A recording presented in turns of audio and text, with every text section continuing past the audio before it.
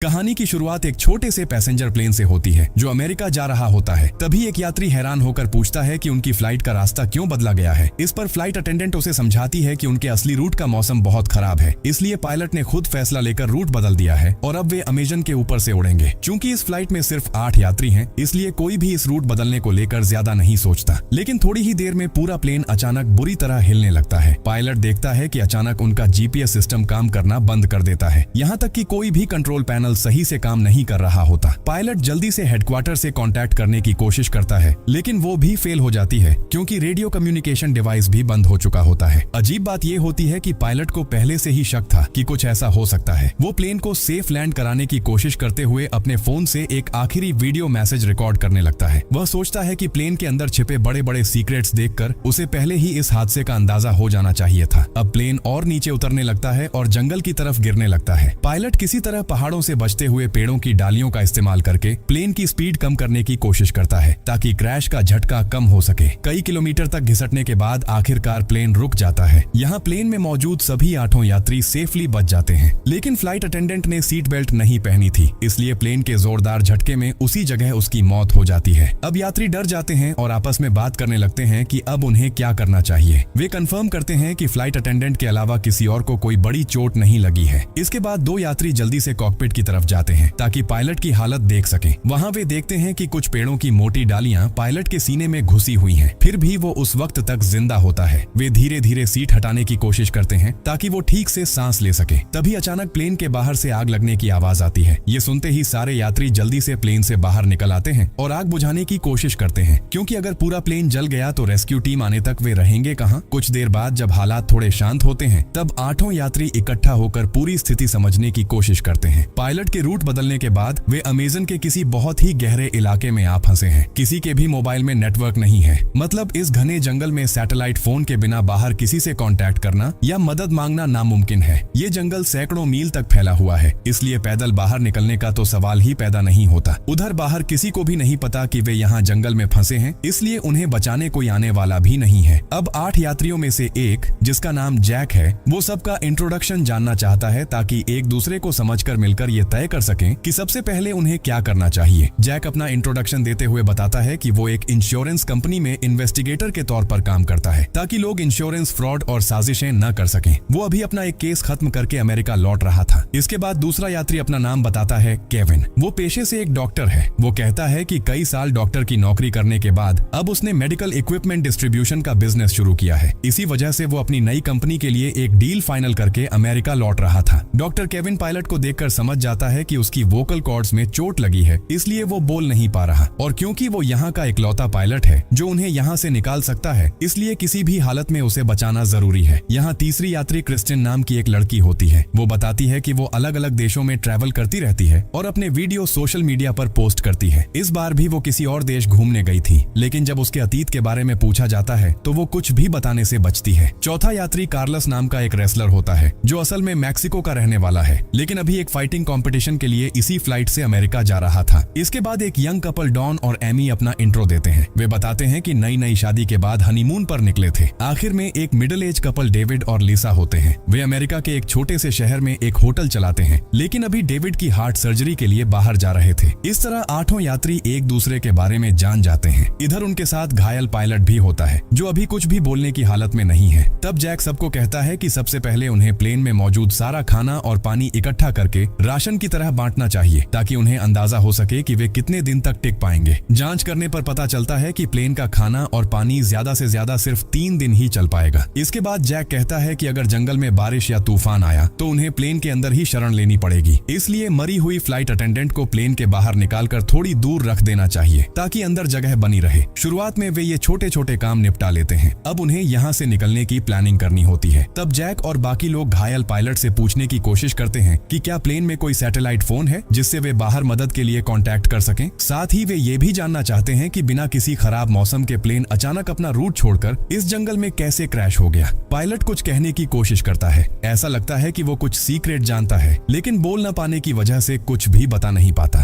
तब जैक कहता है कि क्योंकि केविन एक डॉक्टर है, उसे पायलट का इलाज करना चाहिए, लेकिन केविन तुरंत मना कर देता है। वो कहता है कि पायलट को बचाने के लिए सर्जरी करनी पड़ेगी और इस जंगल में उसके पास न तो कोई सर्जिकल इक्विपमेंट है और न ही दवाइयाँ। ऐसी हालत में अगर सर्जरी की गई तो पायलट और जल्दी मर जाएगा। इसलिए सब मिलकर ये फैसला करते हैं कि फिलहाल उन्हें पायलट के होश में आने और हालत सुधरने का इंतजार करना होगा। इधर लिसा प्लेन से खाना लाकर सब में थोड़ा थोड़ा बांट देती है। खाना खाने के बाद सबके अंदर एक नई उम्मीद पैदा होती है और वे यहाँ से निकलने के बारे में सोचने लगते हैं। तभी क्रिस्टिन पास के एक पहाड़ की तरफ देखते हुए कहती है, कौन जाने अगर हम ऊपर चढ़ें तो शायद मोबाइल में नेटवर्क मिल जाए। इसलिए सब मानते हैं कि उन्हें वहां जाकर ट्राई करना चाहिए। लेकिन तब तक शाम हो चुकी होती है, इसलिए वे तय करते हैं कि अगली सुबह पहाड़ पर चढ़ेंगे। उसी वक्त पायलट की हालत और ज्यादा बिगड़ने लगती है। यहाँ केविन, जो अब तक कुछ नहीं कर पाया था, वो कहता है कि अगर ऐसे ही छोड़ दिया गया तो पायलट वैसे भी मर जाएगा। इसलिए वो रिस्क लेकर इसी हालत में किसी तरह उसकी सर्जरी करने की कोशिश करेगा। वो बचेगा या नहीं ये उसकी किस्मत पर होगा। केविन की बात मानकर सब लोग प्लेन से जरूरी सामान ढूंढ कर लाते हैं जो सर्जरी में काम आ सके। वे एक सब्जी काटने वाला चाकू, अल्कोहल और कुछ दूसरे छोटे मोटे सामान इकट्ठा करते हैं। अब डॉक्टर केविन बिना एनेस्थीसिया के ही सर्जरी शुरू करता है, जिससे पायलट को भयानक दर्द होता है। लेकिन किस्मत से सर्जरी उम्मीद से बेहतर हो जाती है। डॉक्टर केविन बताता है कि आज रात के बाद पायलट की हालत काफी सुधर जाएगी। लेकिन तब किसी ने भी नहीं सोचा था कि आगे उनके साथ क्या होने वाला है। रात में जब सब बाहर सो रहे होते हैं, तभी एक चेहरा ढका हुआ आदमी आता है और घायल पायलट का मुंह दबाकर उसका दम घोंट देता है। सुबह जब सब उठते हैं तो पायलट को मरा हुआ देखकर सब सन्न रह जाते हैं, क्योंकि रात की सर्जरी के बाद उसकी हालत काफी अच्छी हो गई थी और उसने ये भी इशारा किया था कि वो उन्हें कुछ बहुत जरूरी सीक्रेट बताने वाला है। डॉक्टर केविन कहता है कि पायलट के शरीर में किसी तरह का इन्फेक्शन नहीं हुआ था, तो फिर वो मरा कैसे? ये बात सबको परेशान कर देती है और सब आपस में बात करने लगते हैं कि काश रात में किसी ने बारी बारी से पायलट पर नजर रखी होती, लेकिन अब कुछ किया नहीं जा सकता। सब यही मान लेते हैं कि शायद पायलट अपनी चोटों की वजह से ही मर गया होगा। इसलिए वे पायलट की लाश को उस मरी हुई फ्लाइट अटेंडेंट की लाश के पास थोड़ा थोड़ा दूर एक पेड़ के नीचे रख आते हैं, ताकि अगर कभी यहाँ कोई रेस्क्यू टीम पहुंचे तो इन दोनों के शव उनके फैमिली तक पहुंचाए जा सके। इसलिए वे दोनों को यहीं छोड़ देते हैं। लेकिन किसी को यह ध्यान नहीं रहता कि पायलट की जेब से उसका फोन गिर गया था और डॉन उसे चुपचाप उठा लेता है। जब डॉन की पत्नी एमी उससे इसके बारे में पूछती है तो डॉन उसे और किसी को भी कुछ न बताने को कहता है, क्योंकि अब वो किसी पर भरोसा नहीं कर पा रहा था। इसके बाद डॉन अकेले पायलट की लाश के पास जाता है और उसका एक उंगली काट लेता है ताकि उस फिंगरप्रिंट से फोन अनलॉक किया जा सके। उधर जब मिडिल एज कपल अकेले में बात करता है तो लिसा अपने पति डेविड से कहती है कि उसे नहीं लगता पायलट की मौत नेचुरल थी। लिसा पहले एक हॉस्पिटल में नर्स रह चुकी है और उसने अपनी आंखों के सामने एक मरीज को दम घुटने से मरते देखा है। लिसा के मुताबिक पायलट का चेहरा भी बिल्कुल वैसा ही काला पड़ गया था। मतलब साफ था किसी ने जानबूझकर उसका दम घोंट कर मारा है। लेकिन लिसा ये बात सबके सामने नहीं कहती, क्योंकि साफ साफ इन 8 लोगों में से ही किसी एक ने पायलट की मर्डर की है। तब उसका पति डेविड हैरानी से पूछता है, इन यात्रियों में से कोई पायलट को क्यों मारेगा? लेकिन लिसा कहती है कि यही बात अब उन्हें पता लगानी होगी और अब से उन्हें बहुत सावधान रहना होगा। उन्हें अपने अलावा किसी पर भरोसा नहीं करना चाहिए। ये कहते वक्त लिसा अचानक महसूस करती है कि कोई उनकी बातें सुन रहा है, इसलिए वो तुरंत ही ये बातचीत अधूरी छोड़ देती है। उधर ट्रैवलर क्रिस्टिन एमी के पास आकर कहती है कि वो जानती है कि डॉन और एमी शादी के बाद हनीमून पर नहीं जा रहे थे, इसलिए वो उससे सच बताने को कहती है। तब एमी सच कबूल कर लेती है कि वो असल में एक अमीर बिजनेसमैन की बेटी है और डॉन उसके फैमिली का ड्राइवर था। वहीं से दोनों को प्यार हो गया। लेकिन जब उन्हें लगा कि उनका फैमिली कभी इस रिश्ते को नहीं मानेगा तो वे अपना देश छोड़कर फ्लाइट से अमेरिका भाग रहे थे। क्रिस्टिन समझ जाती है कि उन्होंने बाकी यात्रियों से झूठ इसलिए बोला था ताकि कोई उन पर शक न करे। इधर कार्लस सबको एक अच्छी खबर देता है। वो बताता है कि उसे प्लेन में एक जीपीएस डिवाइस मिला है। वो कहता है कि अगर वो इस डिवाइस को पास के पहाड़ की चोटी पर ले जाकर एक्टिवेट कर दे तो उनकी मदद हो सकती है। इसका सिग्नल बहुत दूर तक जाएगा और डिवाइस में जो थोड़ी बहुत खराबी है उसे वो कल तक ठीक कर देगा। ये सुनकर सब राहत की सांस लेते हैं, क्योंकि आखिरकार उन्हें यहाँ से निकलने का एक रास्ता नजर आने लगा था। कार्लस बताता है कि उसके पिता कभी एक इलेक्ट्रीशियन थे और उसी से उसने ये सब काम सीखे थे, लेकिन वो खुद एक फाइटर बनना चाहता था, इसलिए उसने अपने पिता की दुकान छोड़ दी थी। तब जैक कहता है, ठीक है, आज के अंदर कार्लस ये जीपीएस डिवाइस ठीक कर ले और हमारे हिसाब से पहाड़ पर चढ़ने में हमें आधा दिन लग जाएगा, इसलिए कल सुबह होते ही हम ये डिवाइस लेकर ऊपर जाएंगे। लेकिन तभी लिसा सबको एक बुरी खबर देती है कि उनका सारा खाना चोरी हो चुका है, जबकि उन्हें यहाँ फंसे अभी सिर्फ एक ही दिन हुआ था। जो खाना 3 दिन चलने वाला था वो एक ही दिन में गायब हो गया। तब क्रिस्टिन और जैक फौरन प्लेन के पास जाकर ढूंढने लगते हैं कि आखिर उनका खाना पानी किसने चुराया। जिस राशन से 3 दिन चल सकता था वो अब एक दिन में ही खत्म हो गया।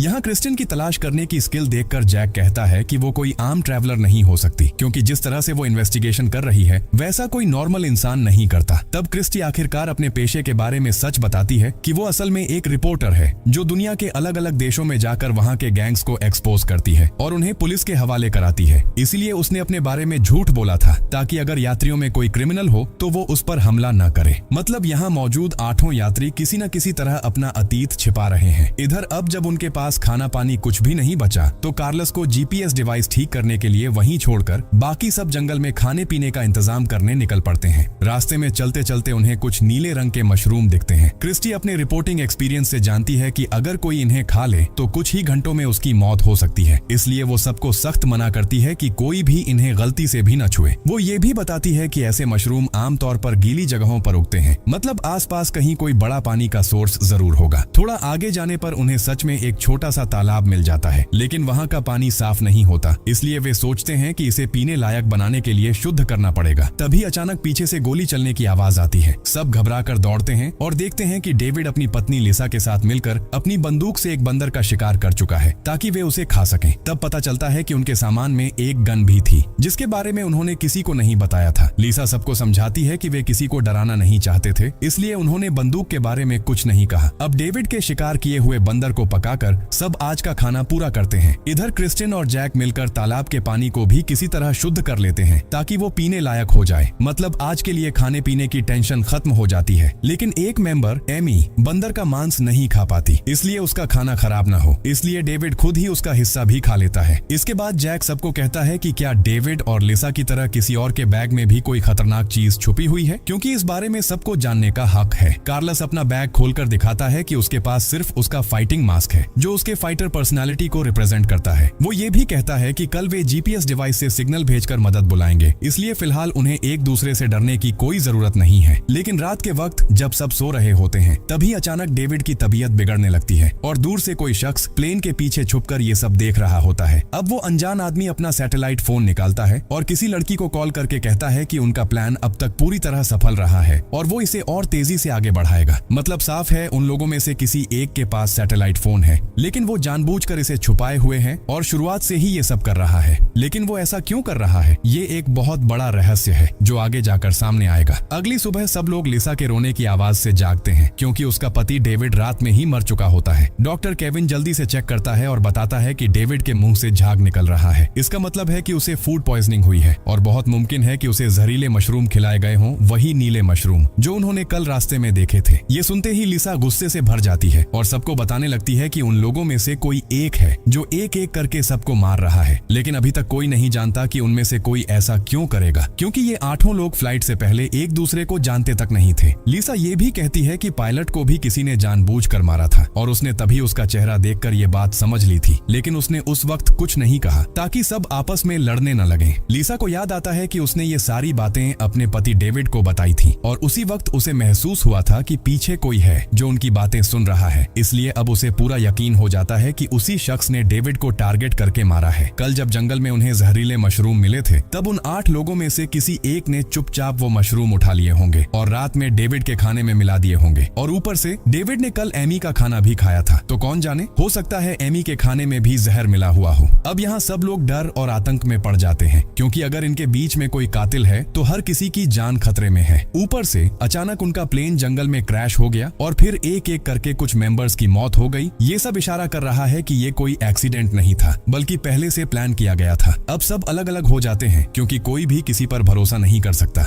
डॉन अपनी पत्नी एमी को पायलट का फोन दिखाता है जो उसने पहले ही उठा रखा था। उस फोन में पायलट का आखिरी वीडियो रिकॉर्डिंग मिलता है, जिसमें वह खुद बताता है कि प्लेन में एक बड़ा सीक्रेट छुपा हुआ है और इसे जानबूझकर क्रैश कराया गया। डॉन और एमी वो वीडियो बाकी सभी के साथ भी शेयर कर देते हैं। इससे अब सबको यकीन हो जाता है कि यहाँ सच में कोई बड़ा खतरा छुपा हुआ है और पिछले 2 मौतें भी कोई एक्सीडेंट नहीं थी, बल्कि प्लानिंग मर्डर थी। अब कार्लस बताता है कि उसने आखिरकार जीपीएस डिवाइस ठीक कर दिया है, अब बस उन्हें पहाड़ की चोटी तक पहुंचना है। लेकिन अब कोई भी किसी पर भरोसा नहीं कर सकता, क्योंकि असली कातिल नहीं चाहता कि ये मिशन सफल हो। अगर एक बार डिवाइस काम करना शुरू कर देगा तो वे यहाँ से निकल पाएंगे। वे चर्चा करने लगते हैं कि कौन कौन से मेंबर पहाड़ पर जाएगा और कौन नीचे कैंप की सेफ करेगा, क्योंकि सब एक साथ ऊपर नहीं जा सकते। तब जैक कहता है कि ठीक है, वह खुद नीचे कैंप की निगरानी करेगा और कार्लस के साथ डॉक्टर केविन और क्रिस्टी पहाड़ पर चढ़ेंगे और जीपीएस डिवाइस इंस्टॉल करेंगे। तीनों अब डिवाइस लेकर ऊपर चढ़ना शुरू करते हैं। उन्हें पता है कि अगर इनमें से कोई कातिल है तो बाकी 2 मिलकर उसे संभाल लेंगे। इधर चढ़ाई के दौरान कार्लस च्युइंगम खाता रहता है और क्रिस्टिन उसके गम के टुकड़े को देखकर समझ जाती है कि ये वही खाने से आया है जो पहले चोरी हुआ था। मतलब कार्लस ने उनका खाना चुराया था। हो सकता है कि वही असली कातिल हो। हालांकि क्रिस्टिन अभी किसी को कुछ नहीं बताती और खुद कार्लस पर निगरानी रखती है। है ताकि वह कोई दिक्कत न करे। ऊपर से जीपीएस डिवाइस भी कार्लस के पास था। अगर कार्लस डिवाइस को तोड़ देता तो वह उसे अपने कब्जे में ले लेती। इसके बाद तीनों मिलकर पहाड़ पर चढ़ने लगते हैं। आधे दिन की चढ़ाई के बाद आखिरकार वे चोटी पर पहुंच जाते हैं, लेकिन चढ़ाई के दौरान अचानक क्रिस्टी का पैर फिसल जाता है और वह पहाड़ की किनारे पर लटक जाती है। उस समय जीपीएस डिवाइस भी किनारे के पास गिर जाता है। तीनों को पता होता है कि अगर डिवाइस नीचे गिर गया तो यही उनकी बाहर निकलने की एकमात्र राह बंद हो जाएगी। इसलिए क्रिस्टी अपनी जान की परवाह किए बिना पहले डिवाइस को पकड़ लेती है। वहीं कार्लस और डॉक्टर केविन भी अपनी जान जोखिम में डालकर क्रिस्टी और डिवाइस दोनों को ऊपर खींचते हैं। इस घटना के बाद तीनों के बीच आपसी भरोसा बन जाता है, क्योंकि अगर इनमें से कोई कातिल होता तो वह आसानी से बाकी दो को नीचे फेंक कर मार सकता था, लेकिन इसके बजाय वे एक दूसरे को बचाते हैं। अब कार्लस आखिरकार जीपीएस डिवाइस सेटअप करना शुरू करता है। वहीं डॉक्टर केविन अपना मोबाइल भी चेक करता है, लेकिन अभी तक कोई सिग्नल नहीं आता। मतलब अब उन्हें सिर्फ जीपीएस सिग्नल पर ही भरोसा रखना होगा। कुछ देर बाद कार्लस बाकी दो को बताता है कि उसने आखिरकार जीपीएस डिवाइस चालू कर दिया है और कुछ ही घंटों में रेस्क्यू सिग्नल आसपास फैल जाएगा। कोई न कोई आकर उन्हें बचा लेगा। अब सूरज डूब रहा है, इसलिए तीनों वापस अपने कैंप की ओर लौटने लगते हैं। इधर नीचे कैंप में बाकी लोग एक दूसरे पर बिल्कुल भरोसा नहीं कर पा रहे हैं। लिसा अपनी बंदूक रख देती है और जैक से कहती है कि वह थोड़ा दूर रहे, क्योंकि उसके पति के मरने के बाद अब वह किसी पर भी भरोसा नहीं कर सकती। दूसरी ओर डॉन अपनी पत्नी एमी पर गुस्सा हो जाता है। वह उसे किसी से बात करने से रोक देता है और कहता है कि अब से सब कुछ वह खुद ही संभालेगा। लेकिन एमी अब डॉन पर शक करने लगती है। उसे लगता है कि शायद उसने अपने ड्राइवर के साथ भागकर बहुत बड़ी गलती कर दी, क्योंकि उसे डॉन के अतीत के बारे में कुछ भी नहीं पता था। वह बस प्यार में अंधी होकर उसे भरोसा कर बैठी और अपने ड्राइवर के साथ भाग आई। और अब इस सुनसान जंगल में एक एक करके लोग मर रहे हैं। ये सुनकर डॉन बेहद गुस्से में चिल्लाता है, अगर मैं नहीं होता तो तुम तब तक मर चुकी होती। एमी डॉन का ये रूप देखकर डर जाती है, क्योंकि उसने आज तक डॉन का ऐसा रूप नहीं देखा था। अब उसे अपने डॉन के साथ भागने के फैसले पर पछतावा होने लगता है। इस बीच चार लोग एक दूसरे को शक की नजरों से देखने लगते हैं। कुछ देर बाद ऊपर से बाकी तीन लोग नीचे लौटते हैं और बताते हैं कि उन्होंने जीपीएस डिवाइस सही से इंस्टॉल कर दिया है। अगर किस्मत अच्छी रही तो कल तक कोई न कोई उन्हें बचाने आएगा। अब बचे हुए 7 लोग अजीब तरह से एक साथ बैठकर रात का खाना खाते हैं और सोचते हैं कि उन्हें सिर्फ कल तक ही कैसे जिंदा रहना है। जैसे ही रात होती है बाकी सब सो जाते हैं, लेकिन कार्लस अपनी फाइटिंग प्रैक्टिस शुरू कर देता है, क्योंकि वह अपनी कंपटीशन के लिए पूरी तैयारी करना चाहता है। कार्लस, जो अपने सपनों को पूरा करने के लिए अपने फैमिली को छोड़कर आया था, ऐसी भयंकर परिस्थितियों में भी सिर्फ अपनी प्रैक्टिस पर ही ध्यान दे रहा था। इसी वजह से उसने शुरुआत में खाना चुराया था, ताकि उसके डाइट में कोई कमी न पड़े। लेकिन जब कार्लस अपनी प्रैक्टिस खत्म करता है तो वह देखता है कि सामने काला कपड़ा पहने कोई खड़ा है और उस पर खुद का रिंग मास्क भी है। फिर वही आदमी कार्लस पर चाकू से हमला करता है और उसे मार देता है। सूरज निकलने तक कोई भी कार्लस को नहीं पाता। तब जैक कहता है कि उन्हें अलग अलग होकर कार्लस को ढूंढना चाहिए, लेकिन डॉक्टर केविन याद दिलाता है कि कल उन्होंने जीपीएस डिवाइस इंस्टॉल किया था, तो अब तक रेस्क्यू टीम आ जानी चाहिए थी। लेकिन कोई नहीं आया, क्योंकि किसी एक मेंबर ने डिवाइस का तार काट दिया था, इसलिए अब कोई सिग्नल नहीं जा रहा है। ये बात न जानते हुए नीचे कैंप में सब लोग कार्लस को आसपास ढूंढने लगते हैं, लेकिन उसे कहीं नहीं पाते। तब केविन कहता है कि उन्हें जीपीएस डिवाइस को फिर से चेक करने जाना चाहिए। क्रिस्टी उसके साथ जाने के लिए राजी हो जाती है, क्योंकि अब कोई भी उन्हें अकेले भेजने का रिस्क नहीं ले सकता। जब वे पहाड़ पर चढ़ते हैं तो दूर कई पक्षियों को एक जगह इकट्ठा होते देखते हैं और ये देखकर दोनों को समझ में आता है कि वहाँ कुछ तो हुआ है। इसलिए वे सीधे पहाड़ की चोटी की ओर नहीं जाते, बल्कि उस दिशा में बढ़ते हैं। वहाँ उन्हें कार्लस की डेड बॉडी मिलती है, जिसे पिछले रात किसी अनजान मेंबर ने मारकर वहीं फेंक दिया था। फिर दोनों वापस अपने कैंप लौटते हैं और बाकी सबको बताते हैं कि उन्होंने एक और मेंबर को खो दिया है। अब यहाँ सब लोग एमी और डॉन पर शक करने लगते हैं, क्योंकि पिछली रात वही कार्लस के सबसे करीब सोए थे। हालांकि डॉन सबको समझाने की कोशिश करता है कि उसने ऐसा कुछ क्यों नहीं किया, लेकिन सबके दिमाग में एक ही सवाल घूम रहा है, अगर उनके बीच कोई कातिल है जो एक एक करके सबको मार रहा है, तो उसका मकसद क्या है और वह ये सब क्यों कर रहा है। तब लिसा बताती है कि पिछली रात किसी ने उसकी बंदूक से सारी गोलियां चुरा ली थी। अब उसके पास सिर्फ एक गोली बची है जो उसकी जेब में है। ये सुनकर केविन कहता है कि जब उसने डॉन का इलाज किया था तो उसने उसकी पीठ पर एक टैटू देखा था। ऐसे टैटू आम तौर पर गैंग के मेंबर्स बनवाते हैं, मतलब डॉन शायद गैंग का हिस्सा हो सकता है। लेकिन डॉन की तरफ से बताया जाता है कि उसने यह टैटू खुद नहीं बनवाया था, बल्कि उसे जबरदस्ती बनवाया गया था। उसे झूठे मुकदमे में जेल भेजा गया था और वहाँ गैंग के मेंबर उसे टैटू करने के लिए मजबूर करते थे। बाद में उसने अपना जीवन बदलने के लिए एमी के घर में ड्राइवर की नौकरी शुरू की और वहीं उसे एमी से प्यार हो गया। वह अब कोई क्रिमिनल नहीं है और ऐसा कुछ भी नहीं कर रहा। डॉन एमी को और बताता है कि यह सच है कि शुरुआत में वह एमी के पैसे के लिए उसके पास आया था, लेकिन बाद में वह सच में उसे प्यार करने लगा। अब वह उसे बचाने के लिए कुछ भी कर सकता है। तभी शाम हो चुकी थी और बाहर जोरदार तूफान और बारिश शुरू हो गई, इसलिए सब दौड़कर प्लेन के अंदर चले आते हैं। लेकिन उसी वक्त उन्हें एहसास होता है कि कोई कोई एक आदमी जानबूझकर उन्हें मार क्यों रहा है। असल में बारिश के पानी की वजह से प्लेन की छत टूट जाती है और वहाँ से कुछ बैग नीचे गिर जाते हैं। जब जैक छत हटाता है तो देखा जाता है कि उसके अंदर कई सफेद बैग रखे हैं। सबको तुरंत समझ में आ जाता है कि ये तो ड्रग्स के पैकेट हैं जो इसी प्लेन के जरिए तस्करी किए जा रहे हैं। यहाँ डॉन, जो कभी गैंग में काम कर चुका है, कहता है कि इनकी कीमत करोड़ों में हो सकती है। धीरे धीरे सबको सब कुछ समझ में आने लगता है कि एयरलाइन कैसे यात्रियों को लेकर आते हुए असल में ड्रग्स की तस्करी करती है। इसलिए इनके टिकट बाकी फ्लाइट्स के मुकाबले बहुत सस्ते होते हैं और शायद एयरलाइन की कोई सीक्रेट इंफॉर्मेशन कहीं लीक हो गई थी, इसलिए उन्होंने जानबूझकर इस प्लेन को जंगल में क्रैश करवा दिया। और जो मेंबर बाकी सबको मार रहा है उसने ये सब इसलिए किया ताकि ये माल अपने कब्जे में कर सके।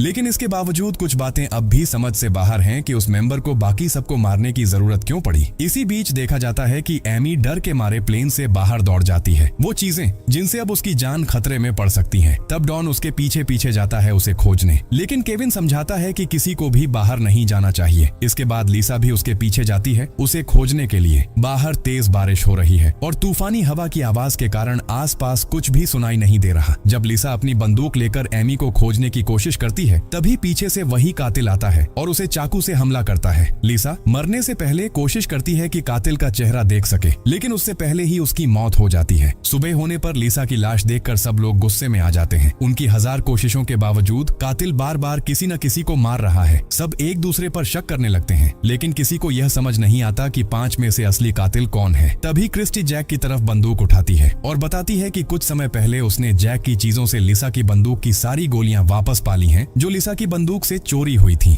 इसका मतलब है कि जैक ही असली कातिल हो सकता है। क्रिस्टी के पास इसका एक और सबूत है, उसने जैक के बैग से एक सैटेलाइट फोन भी पाया है। इसे देखकर क्रिस्टी पूरी तरह आश्वस्त हो जाती है कि यही सब कुछ कर रहा है। हालांकि जैक सब कुछ नकारता है, वह स्वीकार करता है कि उसने लिसा की बंदूक से उसकी गोलियां हटा दी थी, लेकिन उसने यह इसलिए किया कि उसे लगा लिसा असली कातिल है और सभी की सेफ्टी के लिए उसने गोलियां हटा दी। लेकिन सैटेलाइट फोन उसके पास नहीं था। शायद असली कातिल ने वह फोन जैक के बैग में रखा ताकि जैक फंस जाए। तब केविन तुरंत कहता है कि इस सैटेलाइट फोन से कॉल करके अभी मदद मांगनी चाहिए, लेकिन क्रिस्टी बताती है कि उसने पहले ही यह कोशिश की थी। इस फोन में एक पासवर्ड सेट है, इसे अनलॉक किए बिना फोन काम नहीं करेगा और चूंकि यह फोन जैक के बैग से मिला था, पासवर्ड सिर्फ जैक ही जानता होगा। लेकिन जैक दावा करता है कि फोन उसका नहीं है और वह पासवर्ड भी नहीं जानता। अब डॉन गुस्से में आकर जैक पर हमला कर देता है, लेकिन केविन उसे समझाता है कि अगर वे जैक को मार भी दें तब भी अगर सैटेलाइट फोन अनलॉक नहीं होगा तो वे बाहर नहीं निकल पाएंगे, इसलिए उन्हें जैक को बचाए रखना होगा। फिर वे उसे बांध देते हैं। अब बाकी 4 लोग निर्णय लेते हैं कि उन्हें किसी को जैक से पासवर्ड पूछने के लिए टॉर्चर करना होगा। रैंडमली केविन का नाम आता है तो केविन जैक के पास जाता है और पासवर्ड पूछता है। जैक फिर से इनकार करता है और कहता है कि उसे फंसाया जा रहा है। बाध्य होकर केविन उसे नाखून से चुभाना शुरू करता है। इसी बीच बाकी 3 मेंबर क्रिस्टी, डॉन और एमी पहाड़ पर जाकर जीपीएस डिवाइस चेक करने निकलते हैं। वहाँ वे देखते हैं कि किसी ने डिवाइस की वायर खोल रखी थी, इसलिए अब तक कोई उन्हें रेस्क्यू करने नहीं आया क्योंकि डिवाइस तब से बंद था। अब क्रिस्टी अपने जोड़े पहनकर डिवाइस को चालू कर देती है। इससे अंततः उनका लोकेशन अमेरिका में पहुंच जाता है। जो लोग अब उस खोए हुए प्लेन को ढूंढ रहे हैं उन्हें पता चलता है कि लोकेशन तो अमेजन जंगल में पड़ रही है जो अमेरिका की सीमा से बाहर है, और चूंकि एयरलाइन अमेरिका में रजिस्टर्ड नहीं है इसलिए वे अपनी सेना को जंगल में नहीं भेज सकते। तभी एक सरकारी इन्वेस्टिगेटर क्लेयर एयरलाइन के ऑफिस पहुंचती है और अपने कंपनी को जांच का ऑर्डर देती है क्योंकि उनका एक प्लेन कुछ दिनों से लापता था और उन्होंने किसी को कुछ नहीं बताया। यहाँ एयरलाइन का मैनेजर कोरा हंसते हुए कहता है, शांति से जांच कर सकती हो, लेकिन चूंकि प्लेन अमेरिका की सीमा के बाहर है वहाँ सिर्फ मैक्सिकन आर्मी ही जा सकती है। यहाँ खुलासा होता है कि वह इन्वेस्टिगेटर क्लेयर असल में जैक की पत्नी है और जैक वहाँ एयरलाइन के खिलाफ जांच के लिए एक सीक्रेट मिशन पर गया था, इसलिए क्लेयर उसे ढूंढने की कोशिश कर रही थी। इससे अब यह भी स्पष्ट हो जाता है कि 5 में से बचा हुआ सर्वाइवर जैक असल में किलर नहीं हो सकता। हालांकि बाकी 4 लोग अभी भी उस पर शक कर रहे हैं। इसी बीच बंदी बने जैक के पास क्रिस्टी अकेले आती है। क्रिस्टिन को भी लगता है कि जैक को फंसाया जा रहा है। जैक उसे समझाता है कि अगर वह सच में सबको मारना चाहता होता तो उसने लिसा की गोलियों के साथ पूरा बंदूक ही चुरा लिया होता और बाकी सबको आसानी से मार देता, लेकिन उसने ऐसा नहीं किया। क्रिस्टी समझ जाती है कि जैक सच बोल रहा है, इसलिए वह चुपचाप किसी को कुछ बताए बिना जैक की रस्सी खोल देती है और उसे दूर जाने के लिए कहती है ताकि बाकी लोग उसे और टॉर्चर न करें। सुबह होने पर बाकी 3 लोग हैरान रह जाते हैं कि जैक कैसे भाग गया। इस बीच क्रिस्टी बोलते हैं उसे कुछ भी पता नहीं है। तभी डॉन और एमी गुस्से में आ जाते हैं क्योंकि अगर जैक सच में किलर होता तो उसकी रिहाई से अब सभी की जान खतरे में पड़ गई। केविन, जो कल जैक को काफी टॉर्चर कर चुका था, सोचता है कि जैक अब उसका बदला ले सकता है। ये सोचकर डॉक्टर केविन डर जाता है। तब डॉन एमी को लेकर क्रिस्टी और डॉक्टर केविन से अलग हो जाता है और दूसरी तरफ चला जाता है, क्योंकि अब वह किसी पर भी भरोसा नहीं कर सकता। लेकिन क्रिस्टी उसे फिर समझाती है कि अगर वे सब अलग अलग हो जाते हैं तो असली किलर का काम और भी आसान हो जाएगा। हालांकि डॉन याद दिलाता है कि वे अब तक हमेशा साथ रहे हैं, फिर भी उनके कई साथी मर चुके हैं, इसलिए अब अलग होना ही बेहतर है। दूसरी ओर जैक भी कैंप से दूर जाकर खुद के लिए एक आश्रय ढूंढने निकलता है। बाकी 4 मेंबर के पास वह नहीं जा सकता, क्योंकि सिर्फ क्रिस्टी छोड़कर बाकी 3 लोग उसे किलर मान रहे हैं। इसी बीच डॉन एमी को आश्वस्त करता है कि वह उसे कुछ नहीं होने देगा। वे पहले ही जीपीएस डिवाइस चालू कर चुके हैं। रेस्क्यू टीम आ रही है और सच में ऐसा होता है। मैक्सिकन आर्मी को ऑर्डर मिल जाता है कि वे अब उस डिवाइस के लोकेशन पर जाकर वहां मौजूद सर्वाइवरों को बचाए। अब आर्मी कैंप से कुछ सैनिकों की टीम हेलीकॉप्टर में बैठकर अमेजन जंगल की ओर रवाना होती है। इसी बीच डॉन और एमी साथ बैठे हैं। बाकी 3 मेंबर अलग अलग दिशा में आगे बढ़ रहे हैं। अचानक उन्हें एक साथ कुछ गोली चलने की आवाज सुनाई देती है। वे दौड़ते हुए कैंप की ओर आते हैं और हैरान रह जाते हैं कि डॉन और एमी को किसी ने पीछे से गोली मार दी और वे भी मर जाते हैं। अब यहाँ क्रिस्टी, जैक और केविन बचे हुए 3 सर्वाइवर एक दूसरे की तरफ शक की नजर से देख रहे हैं। इन तीनों में से एक ही असली किलर है जिसने अब तक सबको मारा। इसी बीच आर्मी को जीपीएस सिग्नल मिल जाता है और वे इस लोकेशन की ओर बढ़ रहे हैं। अब डॉक्टर केविन, क्रिस्टी और जैक ये तीनों एक दूसरे की तरफ डर के साथ देख रहे हैं, क्योंकि इनके बीच किसी एक ही असली किलर हो सकता है। क्रिस्टी का अनुमान है कि जैक ही किलर है, क्योंकि उसने पिछली रात उसे मुक्त किया और अब डॉन और एमी मर चुके हैं। वहीं केविन सोचता है कि जैक और क्रिस्टी मिलकर सब कर रहे हैं, नहीं तो क्रिस्टी भी रात में किसी को बताए बिना जैक को छोड़ देती। इसी बीच ऊपर से मैक्सिकन आर्मी का हेलीकॉप्टर भी पहुंच गया है, लेकिन घने जंगल के कारण वे नीचे कुछ नहीं देख पा रहे हैं। वे आसपास हेलीकॉप्टर घुमाना शुरू करते हैं ताकि वे प्लेन के ध्वंसावशेष को ढूंढ सकें। नीचे तीनों सर्वाइवर बंदूकें हाथ में लिए खड़े हैं। अब जब क्रिस्टी जैक पर शक करती है तो जैक डॉक्टर केविन पर शक करने लगता है, क्योंकि एक डॉक्टर के रूप में केविन सभी की कमजोरियों को जानता है। लेकिन डॉक्टर केविन याद दिलाता है कि कैसे उसने क्रिस्टी को पहाड़ से गिरने से बचाया। अगर वह किलर होता तो वह उसे जानबूझकर मरने देता। तीनों के पास अपने अपने तर्क हैं कि क्यों वे किलर हो सकते हैं। साथ ही कुछ कारण भी हैं जो साबित करते हैं कि तीनों में से कोई भी किलर नहीं है। जैसे ही वे तर्क वितर्क कर रहे होते हैं, वे देखते हैं कि आर्मी का हेलीकॉप्टर ऊपर से गुजर रहा है, यानी जीपीएस डिवाइस फिर से चालू होने के बाद उसका सिग्नल आर्मी तक पहुंच गया है। लेकिन ऊपर घनी धुंध छाई हुई है, जिससे आर्मी नीचे कुछ भी नहीं देख पाती। इसलिए आर्मी वापस लौट जाती है ताकि हेलीकॉप्टर पहाड़ से टकरा न जाए, और निर्णय लिया जाता है कि जैसे ही धुंध कटेगी वे अगले दिन फिर से लौट कर आएंगे। नीचे मौजूद तीनों सर्वाइवर भी समझ जाते हैं कि आर्मी वापस चली गई है, इसलिए उन्हें अभी थोड़ी देर और यहीं इंतजार करना पड़ेगा।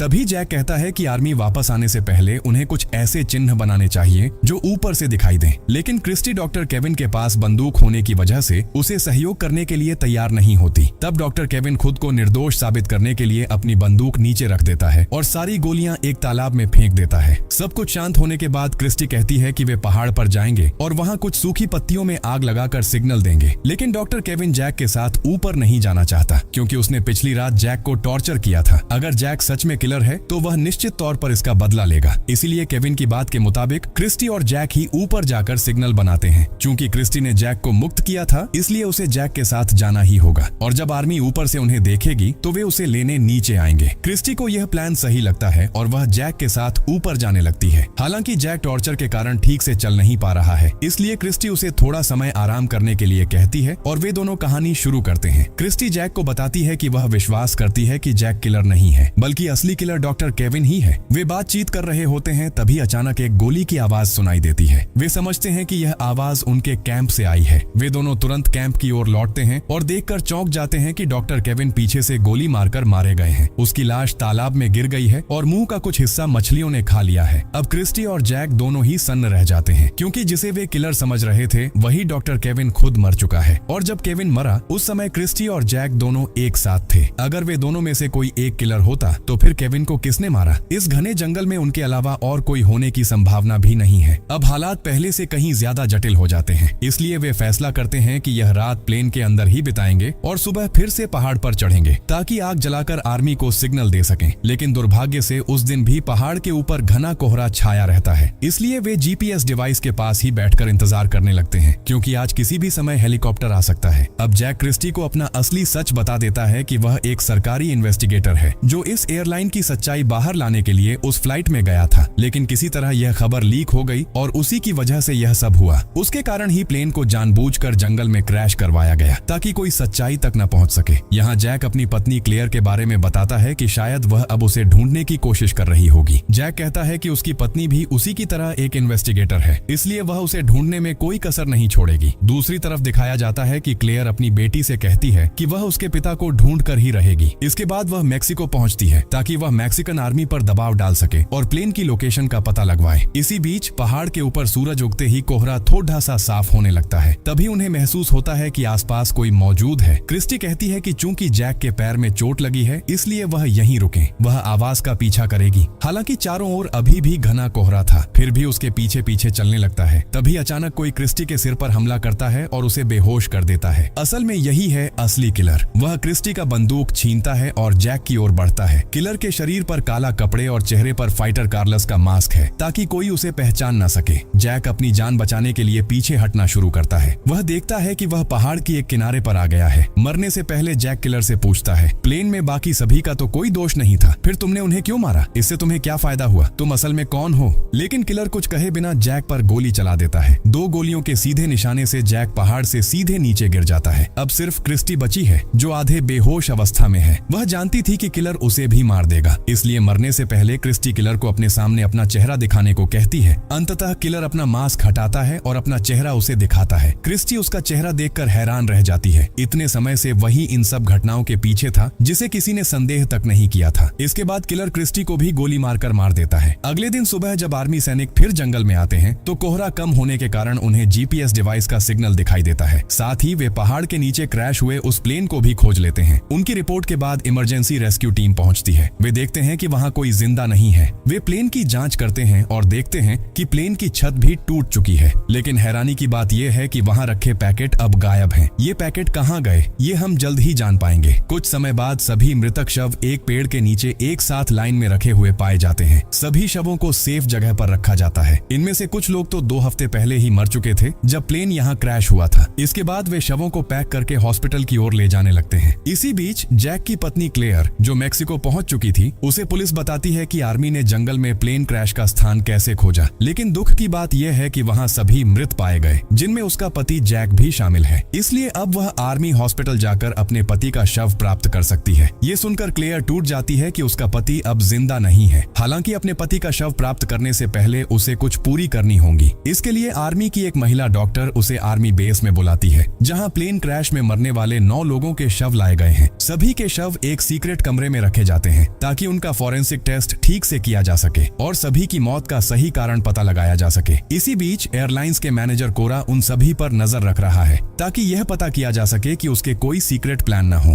कुछ समय बाद एक डॉक्टर जिसे आर्मी ने फॉरेंसिक टेस्ट के लिए बुलाया था, रास्ते में रोक लिया जाता है और किसी बहाने से उसे अकेला किया जाता है। जब यह पता हो जाता है कि वह पूरी तरह अकेला है तो उसे मार दिया जाता है। उसकी जगह कोरा खुद डॉक्टर बनकर आर्मी बेस में पहुंच जाता है। वहीं देखा जाता है कि जिन शवों को सेफ रखा गया था उनमें से एक बैग के अंदर अचानक कोई चाकू से बैग काटकर बाहर निकलता है। इसका मतलब है कि वहां अब भी एक मेंबर जिंदा है और यही असली किलर है जिसने जंगल में एक एक करके सभी को मार डाला। सबसे बड़ा ट्विस्ट ये है कि वह किलर कोई और नहीं बल्कि डॉक्टर केविन है। हाँ, शुरू से ही सब कुछ उसका प्लान था और अब वह एक एक करके सभी मृत शवों के बैग खोलना शुरू कर देता है। इसी बीच बाहर कोरा उस डॉक्टर की आईडी इस्तेमाल करके अंदर घुस जाता है। वह बहाना बनाता है कि उसे अकेले ही पूरा प्रोसेस करना होगा, इसलिए कोई सैनिक उसे फॉरेंसिक चैम्बर में न लाए। लेकिन आर्मी के जनरल एक सैनिक को डॉक्टर के साथ भेज देते हैं। जब वे दोनों पहुंचते हैं तो देखते हैं कि सभी बैग खुले हुए हैं। सैनिक चारों ओर देखता है कि यह किसने किया। तभी केविन पीछे से आकर उसे बेहोश कर देता है। अब केविन को सामने देखकर कोरा बहुत खुश होता है। वे दोनों एक दूसरे को गले लगाते हैं। इसका मतलब है कि सब कुछ उन्होंने मिलकर प्लान किया था। असल में डॉक्टर केविन का मकसद था प्लेन के सभी ड्रग्स के पैकेट्स बाहर पहुंचाना, इसलिए उसने एक एक करके सभी को मार दिया और पैकेट्स के अंदर डाल दिए। यही वजह है कि जब सैनिक वहां पहुंचते हैं तो उन्हें प्लेन की छत पर कुछ भी नहीं मिलता, क्योंकि डॉक्टर केविन ने बाकी लोगों के शरीरों में ड्रग्स के पैकेट्स डाल दिए थे और खुद भी मृतक बनकर उसी बैग में छुप गया। उस समय वहां कई मृत शरीर से सड़ी हुई बदबू आ रही थी, इसलिए किसी सैनिक ने यह नहीं देखा कि कोई जानबूझकर वहां पड़ा है। अब वे सभी शरीरों से पैकेट्स निकाल रहे हैं ताकि उन्हें ले जा सकें। इसी बीच बाहर क्लेयर भी वहां पहुंच चुकी है। उसे अपने पति जैक के मृत शरीर की पहचान करनी है, इसलिए उसे थोड़ी देर इंतजार करने के लिए कहा जाता है, क्योंकि डॉक्टर अंदर शवों की फॉरेंसिक फोरेंसिक जांच कर रहे हैं, लेकिन अंदर कोरा और केविन सभी बैग खोलकर मृतकों की सभी चीजें निकाल देते हैं और पूरे लैब समेत सभी शवों में आग लगा देते हैं ताकि कोई सबूत न बचे कि मृतकों में कौन कौन था और उनके शरीर से क्या निकाला गया। बाहर जब क्लेयर सैनिकों के साथ अंदर जाती है तो वे लैब में एक बड़ी विस्फोट की आवाज सुनते हैं। सभी सैनिक आग बुझाने दौड़ पड़ते हैं। इस मौके का फायदा उठाकर कोरा और केविन एक कार लेकर वहां से फरार हो जाते हैं। दूसरी ओर कुछ सैनिक अब भी उस जगह पर जांच कर रहे हैं कि कैसे एक मास्क पहने किसी मेंबर्स ने बाकी सभी को मार दिया। हालांकि उनके पास कोई सबूत नहीं मिलता कि इसे किसने किया। फिर जब वे वापस जाने ही वाले थे तभी उन्हें नीचे से किसी जिंदा आदमी का सिग्नल मिलता है। सरप्राइजिंगली वह जैक था, जो कि 2 बार गोली लगने के बावजूद और पहाड़ से गिरने के बाद अब भी जिंदा है। असल में जब केविन ने उसे गोली मारी थी उस समय धुंध होने की वजह से गोली उसके शरीर को छूते हुए निकल गई और जैक भाग्य से पहाड़ से गिरते समय एक पेड़ में अटक गया। इसी तरह वह अब भी जिंदा है। तब घायल जैक ने अपने सनग्लास का इस्तेमाल करके सिग्नल भेजा कि वह अब भी जिंदा है। इस बीच ये सब कुछ न जानकर क्लेयर आर्मी बेस में टूट कर आ जाती है। तभी जनरल उसे एक खुशखबर देते हैं कि उनके सैनिकों ने उसका पति जैक को जिंदा पाया है और उसे सीधे सिटी हॉस्पिटल ले जाया जा रहा है। क्लेयर, जिसे अब तक लगा था कि उसने अपने पति को खो दिया, वह खुशी से जनरल की बात मानते हुए हॉस्पिटल की ओर दौड़ती है। हालांकि जैक के 2 घाव हैं, लेकिन डॉक्टर बताते हैं कि अब वह सेफ है। इसके बाद मैक्सिकन एजेंसी की तरफ से बताया जाता है कि उनकी यात्री सूची में डॉक्टर केविन नाम का कोई आदमी मौजूद ही नहीं था। सैनिकों को इस नाम का कोई सबूत नहीं मिलता। तभी जैक को समझ में आता है कि असली किलर वास्तव में डॉक्टर केविन था, जिसने उन्हें झूठी पहचान दी और एक एक करके बाकी सभी को मार दिया। जैक ये भी जानता है कि कैसे आइलैंड कंपनी के ड्रग्स के पैकेट्स को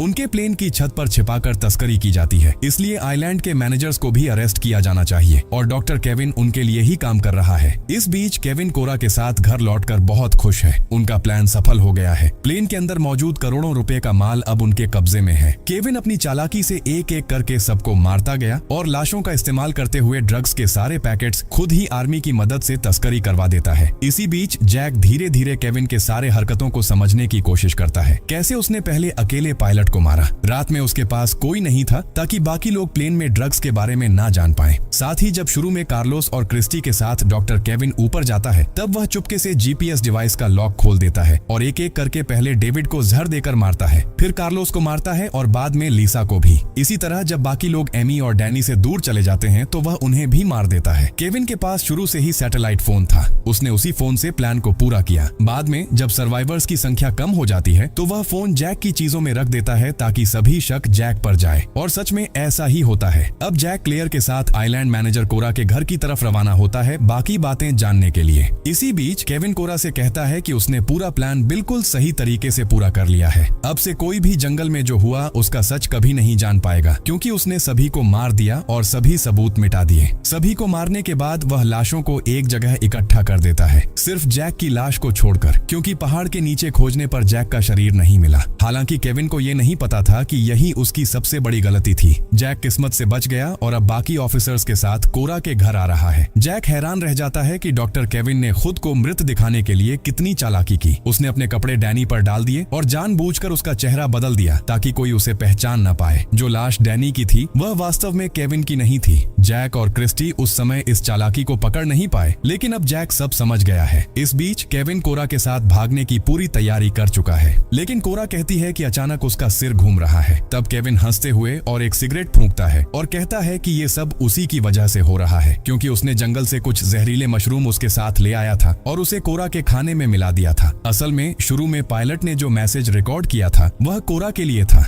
डॉक्टर केविन जंगल में समझ गया था कि पायलट और उसकी पत्नी के बीच कोई रिश्ता है, लेकिन उस समय उसे कोरा की जरूरत थी, इसलिए उसने कुछ नहीं कहा। अब जब करोड़ों रुपए का माल उसके हाथ में है, वह कोरा को भी जहर देकर मार देता है। अब केविन अपने ड्रग्स से भरे बैग के साथ देश छोड़कर भागना चाहता है। कोरा के मर जाने के बाद वह एक छोटे प्लेन में बैठता है। उसके पास अब 1000 करोड़ का माल है, जिससे वह किसी भी देश में जाकर रह सकता है। साथ ही पुलिस की जांच सिर्फ प्लेन और आइलैंड तक ही सीमित रहेगी, क्योंकि यह आइलैंड कोरा के नाम पर रजिस्टर्ड था। इसका मतलब केविन अब पूरी तरह से आजाद है। तभी जैक और बाकी सैनिक वहां पहुंचते हैं। केविन पीछे जैक को जिंदा देखकर हैरान होता है। सोचते हुए कि जैक कैसे बच गया, वह तेजी से प्लेन उड़ाकर भागने की कोशिश करता है। हालांकि जैक तब भी गोली चलाता रहता है, क्योंकि केविन ने जंगल में निर्दोष लोगों को मार डाला था। यह सोचकर जैक गुस्से में है। फिर भी केविन भागने में कामयाब हो जाता है और सोचता है कि अब सभी खतरे पार हो गए हैं और वह अब खुशी जिंदगी जिएगा। लेकिन थोड़ी दूरी तय करने के बाद उसके प्लेन का फ्यूल लेवल गिरने लगता है। असल में जैक की एक गोली प्लेन के फ्यूल टैंक में लग गई थी, जिससे फ्यूल लीक हो रहा है। केविन का प्लेन धीरे धीरे नीचे उतरता है और वहीं क्रैश हो जाता है जहां पहले उनका प्लेन जंगल में क्रैश हुआ था। इस तरह केविन अंततः मर जाता है। वह बिल्कुल उसी जगह मरता है जहां उसने दूसरों को मारा था। केविन और उसके ड्रग्स फिर वहीं लौट आते हैं जहां से उसने बचने के लिए इतना कुछ किया था। और यहाँ पर इस कहानी खत्म होता है।